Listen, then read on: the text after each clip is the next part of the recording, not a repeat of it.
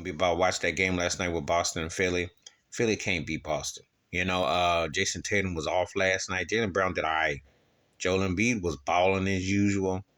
Maxey didn't come up. Tobias Harris, James Harden did all right, but I don't know if it's Doc Rivers coaching. I don't know what it is. I go back 40 years ago when the Sixers got Moses Malone with Dr. J. Remember they couldn't beat the Lakers in the finals because Kareem was having his way with Daryl Dawkins. Chocolate Thunder, the late Chocolate Thunder was bad on the glass. He wasn't no Moses Malone, and they had to make that adjustment. When they lost to Portland in 77, then you fast forward to the finals loss in 80 when Magic's rookie year, and he had that incredible Game 6 win MVP, and then you go to 82. So they had to bring Moses in. I don't know what the Sixers do now. I don't know what they do, but I don't know Doc is working, and I don't think the cast is fitting. They just can't. They just don't match up to Tatum and Brown. I'm not the biggest Boston Celtics sold on what they got, but they think they about to fuck them and Milwaukee, the two best teams in the East. I consider it clear cut, you know.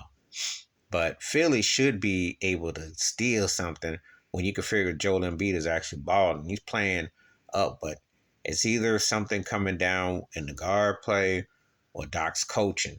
But they just don't have that it to get by Boston. And it's sad to see because Joel Embiid is actually hitting that peak and prime. He's hitting that cooking spot, but the burners are lukewarm. And it's just real noticeable with that because they should have won that game last night.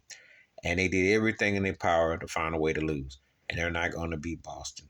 And much as Joel Embiid is MVP worthy and he's in the conversation and he's definitely stepped his game up and doing what he's doing, it's just something that's MIA with them. They're just not on Boston's level. And I don't think Boston is some great team. Boston has a great duo.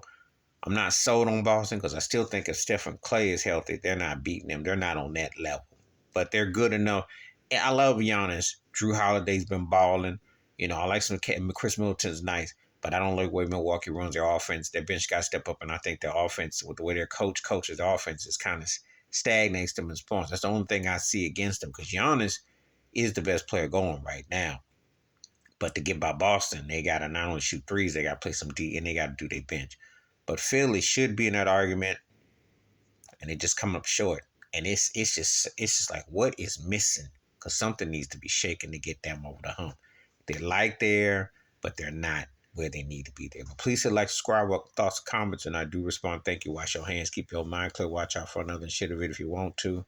And yeah, I go back to old Philly Boston rivalries and games. And Philly used to could figure out to add this or that. Just can't seem to figure out what they need to stamp that out. I'm out. Peace.